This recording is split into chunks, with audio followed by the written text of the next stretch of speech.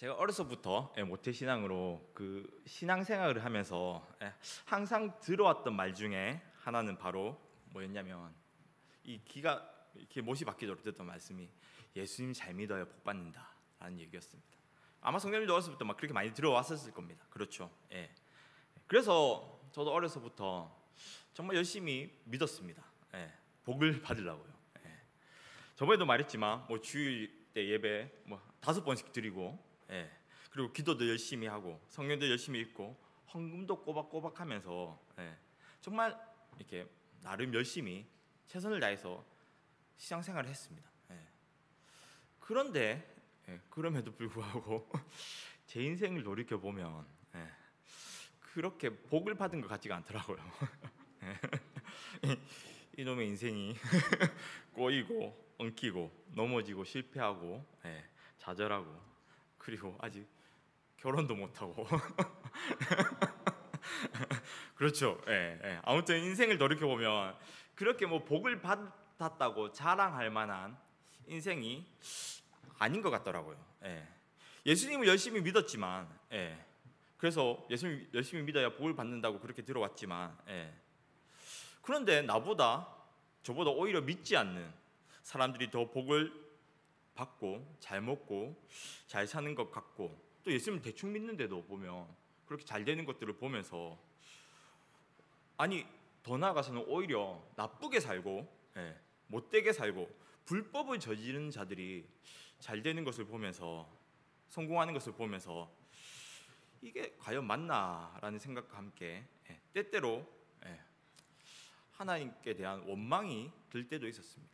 그렇죠. 우리도 때로 그렇지 않습니까? 하나님을 잘 믿으면 분명히 복을 받는다 그랬는데 여전히 내 인생은 복받은 인생이 아닌 것 같고, 오히려 믿지 않는 자들이, 아니 더 나아가 악인들이 복을 받고 잘 되고 성공하는 모습을 보게 될 때 우리 성도님들 어떠한 생각이 드십니까? 과연 이게 맞나 하는 생각이 들지 않습니까? 그렇죠. 내가 하나님을 뭐 혹시 잘못 섬기는 것인가, 아니면 정말 하나님이 정말 살아 계신 것인가 라는 의문이 때때로 생길 때도 있습니다. 그렇죠. 그런데 이러한 의문은 사실 오늘날 우리들뿐만 아니라 몇천 년 전 하나님을 열심히 믿고 섬겼던 이 아삽이란 사람 또한 동일하게 하나님을 향해서 품었던 의문이었습니다. 이 아삽이란 사람은 오늘 우리가 읽은 이 시편 73편의 저자이지만 어떠한 사람이었냐면, 이 다윗 왕 이 시대에 이 레위인으로서 이 찬양을 관리하는 사람들이었습니다. 그러니까 쉽게 말해서 우리가 성가대가 있으면 성가대 장이거든요. 예를 들면 승일 집사님 같은 그런 사람이었습니다. 아무튼 이 아삽이란 자는 뭐 승일 집사님처럼 정말 열심히 하나님 위해 찬양하고 또 예배를 섬기는, 예배를 통해 하나님께 영광 돌리는 그렇게 귀한 일을 하는 그런 사람이었죠.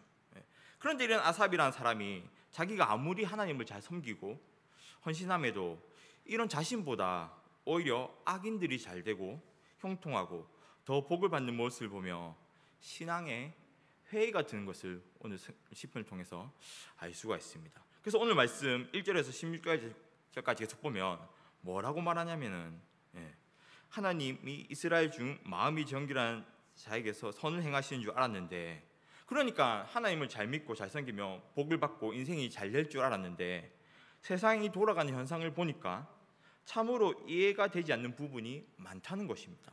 오히려 악인이 형통함을 보면서 이 시인은 뭐라고 말합니까? 그들은 인평생 건강하게 살고 또 죽을 때도 고통 없이 죽는다고 그렇게 얘기합니다. 5절에 보면 그들은 어려움을 당하는 일도 없고 병으로 고생하는 일이 없다고 하고, 또 6절에 보면 희한하게도 폭력을 써서 재물을 쌓는데도 아무런 일이 없어서 강포가 그들의 옷이라고, 즉 폭력을 행사하는 것이 그들의 삶이라고 그렇게 말하고 있습니다. 그래서 그들은 다른 사람을 깔보고 무시하고 이런 뭐 상스러운 말을 하는데도 그 누구 하나 잘못됐다고 뭐 덤비는 사람도 없다고 그렇게 말을 합니다. 그리고 더 나아가서는 이런 자들이 하나님을 오히려 더 대적한다고 말하는 것이죠. 그럼에도 이들은 편안한 생활을 하고 제사는 날이 갈수록 는다고 그렇게 말을 합니다. 그리고 7절에 보니까 살찜으로 그들의 눈이 솟아나며 저들의 소득은 마음의 소원보다 많다고 말합니다. 그러니까 이 실제 이 말이 무슨 말이냐면 나는 한 1억 정도 벌고 싶다 이렇게 생각했는데 자기는 2억 벌게 된 갑자기 더 생긴다 그렇게 말하는 겁니다. 예. 그러니 예수님을 안 믿고 악을 행하는 사람들이 이렇게 잘 되는 모습을 보니까 아삽이 분하고 원통하고 이해가 되지 않아서 오히려 내가 넘어지고 미끄러질 것 같다고 너무 힘들다고 그렇게 말을 하고 있는 것입니다. 그리고 이것이 이해되지 않아서 16절에는 내게 심한 고통까지 되었다고 그렇게 말을 합니다. 네, 그렇죠. 그렇습니다. 사랑하는 성도님들, 우리가 이 세상을 돌아가는 걸 한번 보십시오. 네. 정말로 그런 것 같지 않습니까? 네. 이 세상이 쉽게 이해되어지십니까? 네. 인터넷 뉴스나 기사들을 보면 세상이 돌아가는 것을 보면 참 답답하고 이해가 되지 않는 경우가 사실 너무나 많습니다. 법이 이상한 건지 몰라도 이상한 사람들이 정말 너무 많은 것 같아요.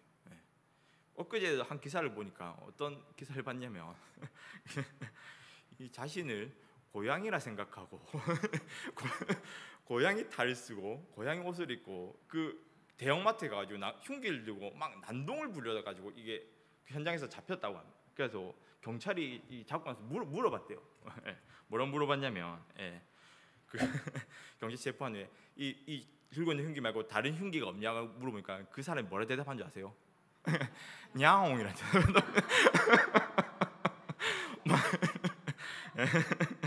그리고 왜 흉기를 들고 있느냐고 왜 흉기를 들고 있냐 물어보니까는 이 여성이 뭐라고 대답했냐면 그건 말할 수 없다냥 이러면서 고양이 말을 자꾸 한다는 거예요.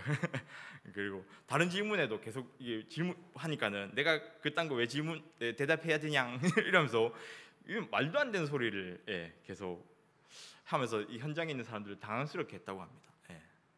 그런데 세상을 보면 이런 황당하고 당황스러운 일들이 사실 한두 개가 아닙니다. 그렇죠.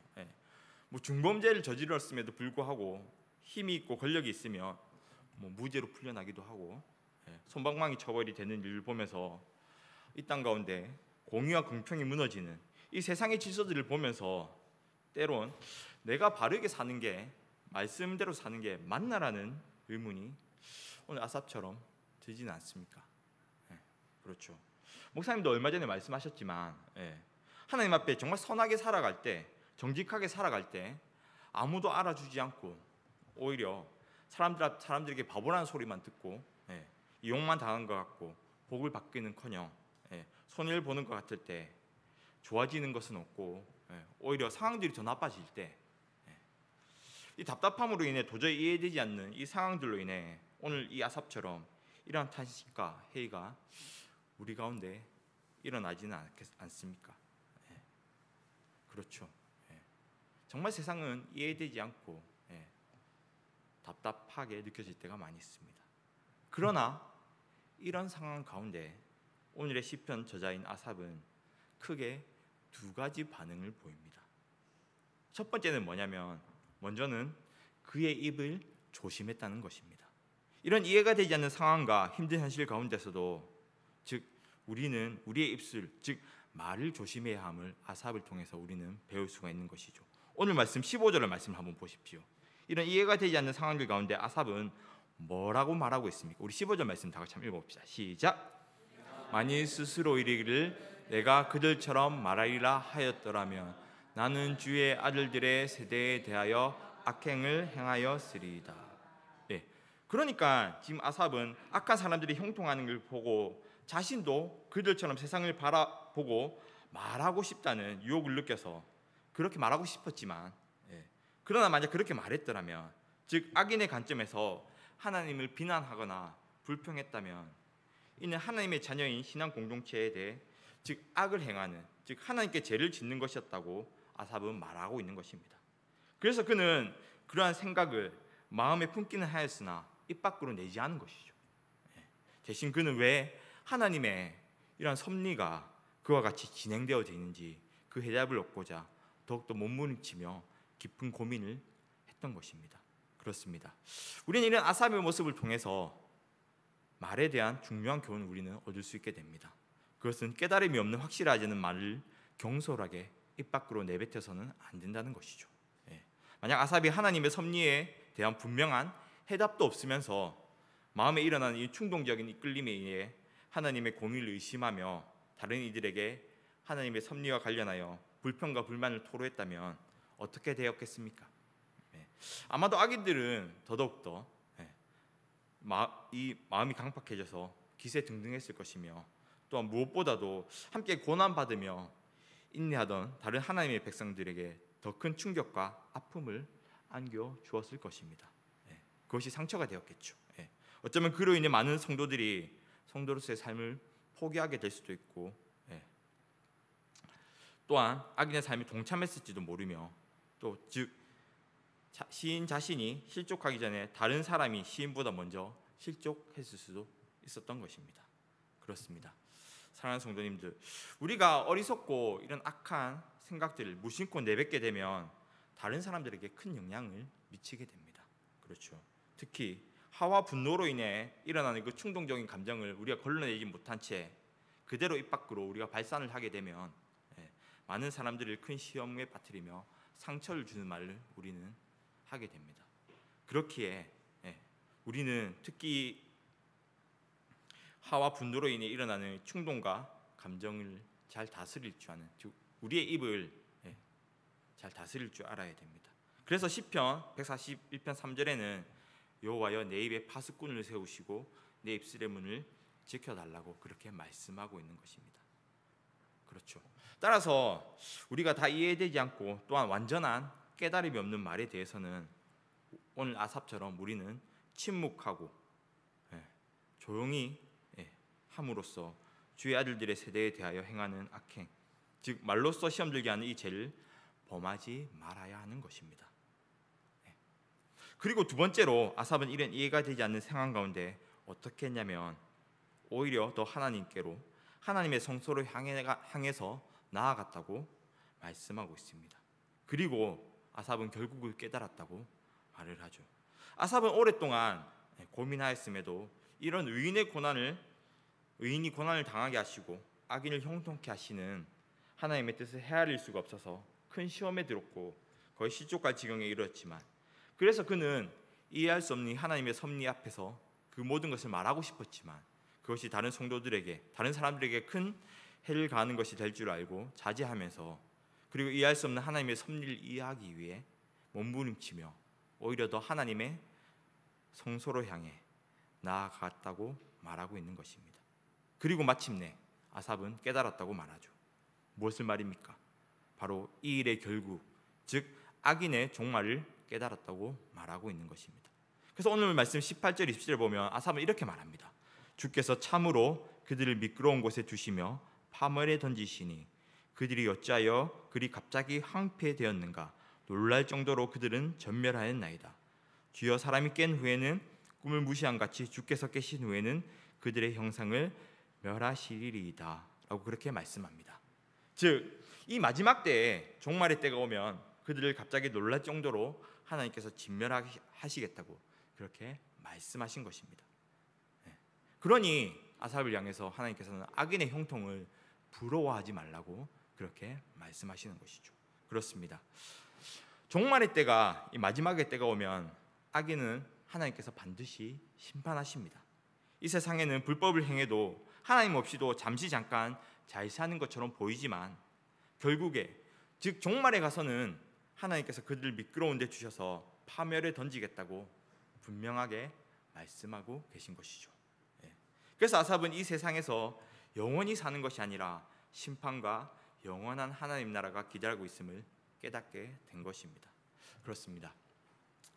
사랑하는 성도님들, 종말에 가서 보면, 즉 이 세상이 아니라 하나님 나라의 그 영원의 관점에서 보면 사실 우리가 사는 이 땅에서의 삶은 아주 잠시 잠깐입니다. 그렇죠. 영원에 비교하면 비교할수록 우리 이 땅에서의 삶은 정말 잠시 잠깐이 될 것입니다.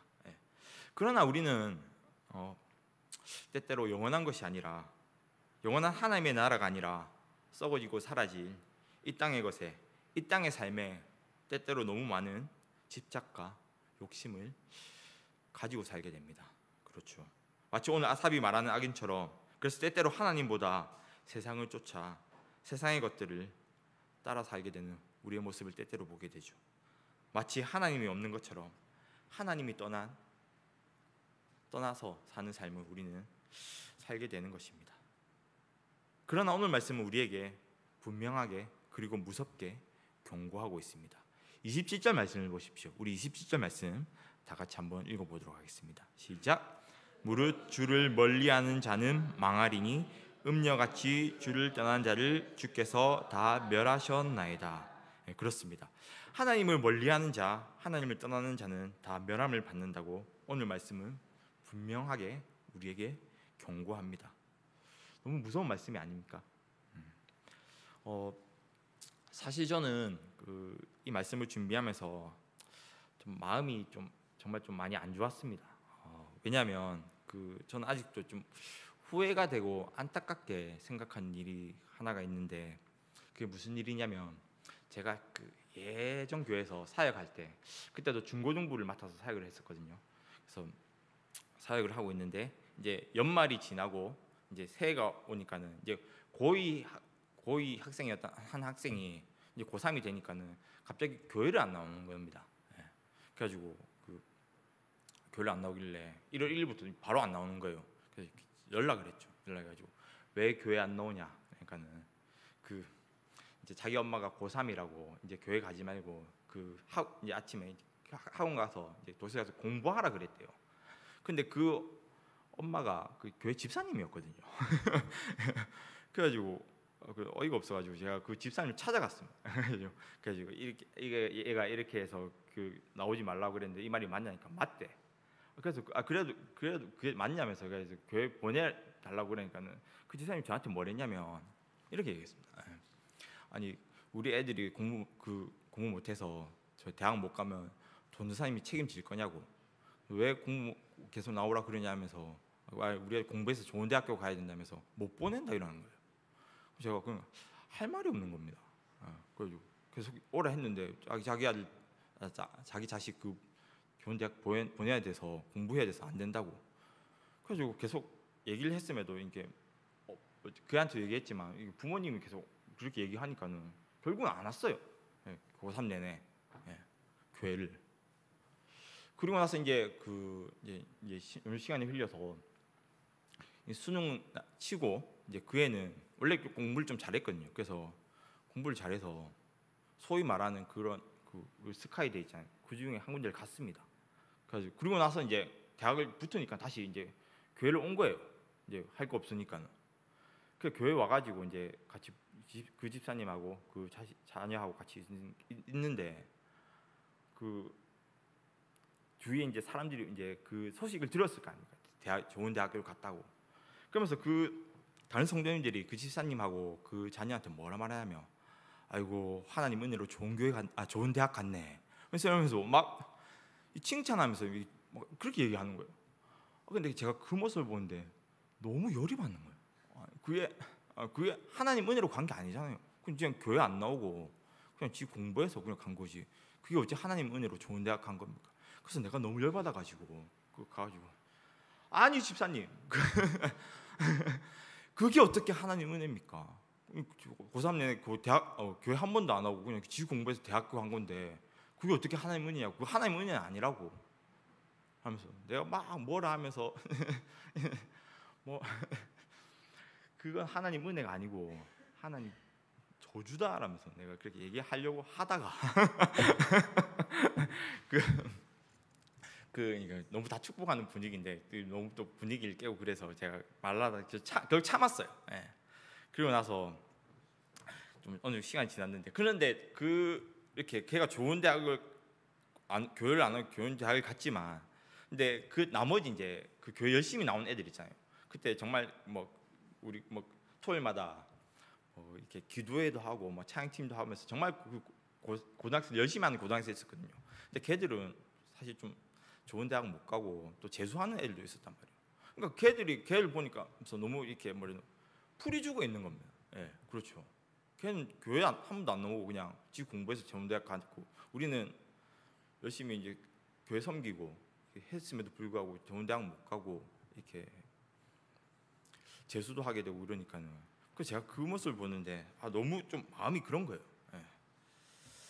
그래가지고 제가 그 걔들한테 뭘 했냐면은 그래 얘기했어요. 야, 너거 저 좋은 대학 가도 절대 부러워하지 마라.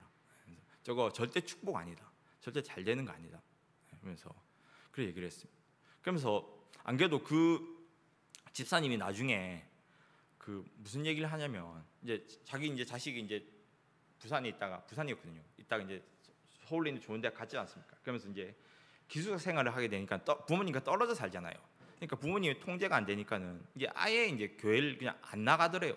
그러니까 이제 수능 끝나고 다시 교회 나가라고 이제 서울에 있는 교회 가라 그래 얘기했는데도, 예. 그래서 이제 어차피 고3 내내 안 나갔으니까는 이제 그 습관이 돼서 아예 교회를 안 가더랍니다. 그러면서 이제 그게 이제 또 자기 또 그 집사님은 좀 그게 되니 좀 마음이 그러니까는 그걸 위해서 이제 저한테 찾아가 기도를 해달라.